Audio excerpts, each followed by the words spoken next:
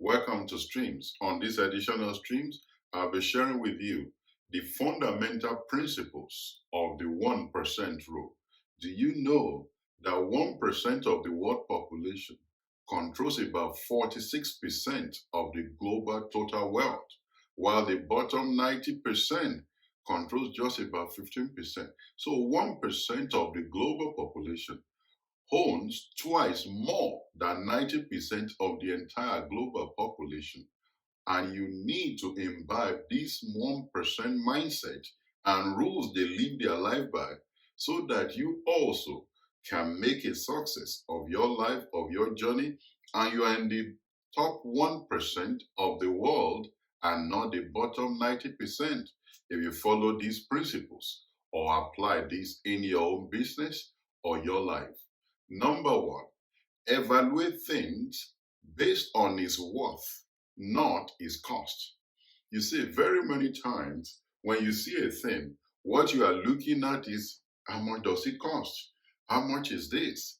Whereas the 1% or the rich evaluate things based on its worth.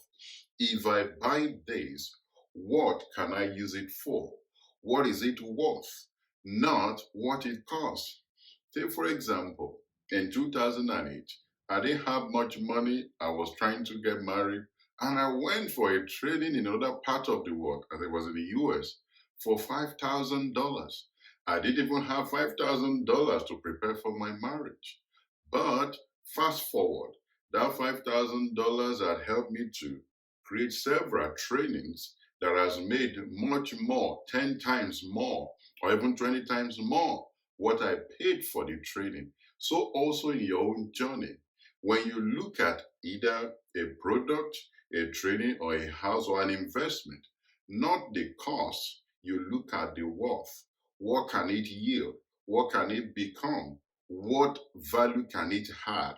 So you are evaluating the worth of a thing, not the cost, because the cost can make you to stop thinking of creative ways of how to pay for it, not whether you can afford it or not.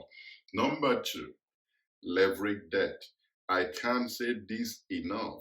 You see, the mindset of an average person is save money, get out of debt, and invest for the long haul, like Robert Kiyosaki would normally say. But if you want to be the 1%, you must learn how to leverage debt. Not to go and get into debt, but how to leverage other people's money. How to leverage debt is how you can take advantage of cheap credit in order to grow your wealth. Look at people in real estate. They leverage debt a lot. They have huge portfolios which they have taken on a debt profile, but the asset appreciation and the cash flow from that investment is what powers their lifestyle. So, not just getting out of debt personally, but learn how to leverage debt in order to make more money. And you might need to go for further information and training and support in this. There's a video on this platform on knowing the difference between a good debt and a bad debt. All of that will help you to skill up in order to understand how to leverage debt, how to leverage your credit report, and all of your financial footprint. Number three is what I call systematization of every business that you do. You must learn how to systematize it. You must learn how to put either systems in place or either to hire a team or an agency to help you run aspect of it so that you can focus on what you do most, which is either to think and to come up with innovations. Don't try to run everything on the cheap. Systematization is why people like Richard Branson grow Virgin Atlantic, Virgin Galactic, Virgin Trains, everything in his portfolio. It was reported that he has about 400 to 500 businesses across his portfolio. He could not be in 500 places at the same time. He needed to systematize that. Look at Tony Robinson. He said he makes about $5 billion annually. He could not be in different places running all of those businesses, but systematization of how to run it. I have a personal experience in this. I have businesses in parts of the world that I'm not resident. And I had to leverage either human resource or systems in order to run that. Even in the UK, in a physical sense of it, there are places where I have interest that I could not be physically there, but I had to set up a system. Some places they call it a power team. A power team is you have somebody that does each aspect of the business, either the marketing, you just figure out what works for you. I could tell you what works in specific aspect of my own business. Number four, finally, is replace yourself while you are still in the business. Your business should grow to a point after you have scaled to be able to run with or without you. So that helps you to replace yourself. That's to tell you that business can run even if there are issues or you are not accessible or you are not available. You must make effort while you are systematizing the process, but also replace yourself. Either you have personnel coming down the process to be able to take up responsibilities more.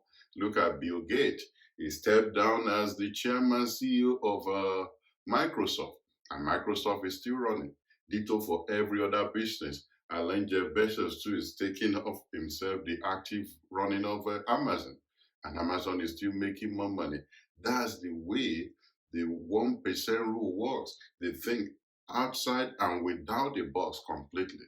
They replace themselves, they systematize the business, they leverage debt, they don't value things on its cost but on its worth. I hope you can also apply this in your own business, in your investment. Think through this. You don't want to be in the bottom 90% of the world. You want to be in the top 1%. And when you're in the top 1%, you can only just scale higher. If you apply this in your own business, you'll be in the 1% top. If you apply this in your own investment and business journey, you'll be the top 1% that holds more than half of the global wealth. But don't forget, share this with your loved ones and learn and skill up on this platform by watching other videos. There's a link on this side.